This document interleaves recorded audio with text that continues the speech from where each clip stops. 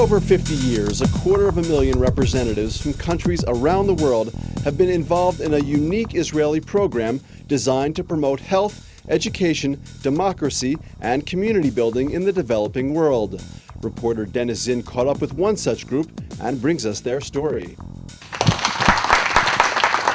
25 representatives from 17 countries, ranging from Cameroon in West Africa to Latvia in Eastern Europe, at the end of an intensive 4-week course here in Jerusalem on issues of education in the 21st century. Each participant is a senior member of the pedagogical hierarchy in his or her particular country. The course, which is under the auspices of Mashav, the Center for International Cooperation in the Israeli Ministry of Foreign Affairs, was heartily praised by the graduates. Yes, firstly, I will take the good experience to learn from in here, also from different other countries, to share the information, share experience with my colleague, my student, and even the government, the leaders about Israel. The program is held several times a year at the Aharon Ofri Training Center at the Ramat Rachel Hotel in Jerusalem and offers subjects such as early childhood education, teaching science and technology, and community education. The course was totally broad in scope. We did a number of things, as well as going to look at a number of schools that practice the idea of community education. We also went into different ideas that I did not expect. Such as? Such as democratic education. It's something new to me. Democratic education, as well as parental education, which I think is an initiative that's only begun in Israel. I really like what our course coordinator said. She said that in Israel you don't use the word spending money on education. You say just investment into education. If you want to understand the education system, you need to know a little bit about Israelis, about the history of the country. It's a new country, but the achievements are enormous. Today in education we have a lot to offer. I don't say necessarily that we are better, but we certainly have experience, we certainly used a lot of things. For instance, there are tens of teachers coming from Korea, which is a very developed country in education. They come here to study about gifted children, because this is an area that we may be in this area a little bit better. Like the thing of community education, or teaching languages, second languages, or integrating newcomers, olim, immigration.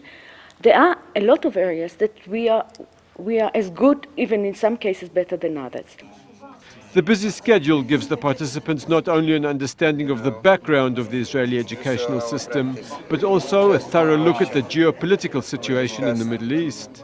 I think the most important thing is that they're going out from Israel when they go home with another vision of Israel, another vision completely of what they see or what they watch at the CNN, not only from the point of view of the situation in Israel, but to see that we are a normal country.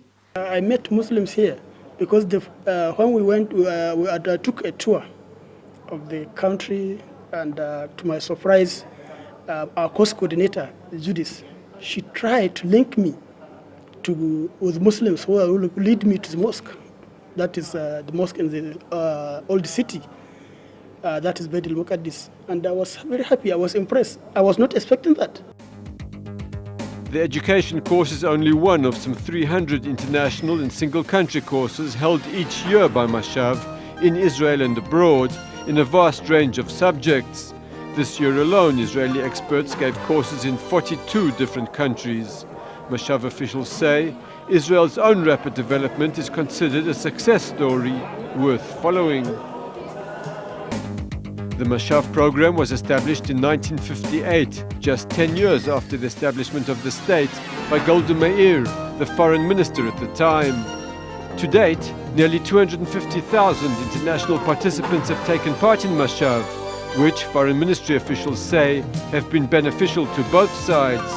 Not only are they ambassadors, goodwill ambassadors, but these people usually have a tendency, and the people who are chosen are mid-rank officials who throughout their career usually get to high positions in their government or in the different ministries, and afterwards do have the possibility to influence not only their own foreign policy, but also the fact of buying Israeli technology. We are all friends under Mashav program. Over the years, dozens of Mashav graduates have become ministers in their own countries. Several others were sent back to Jerusalem to serve as ambassadors. Foreign ministry officials here have no doubt that this is a win-win situation where all sides benefit. Dennis Zinn, IBA News. Thank you, thank you, thank you.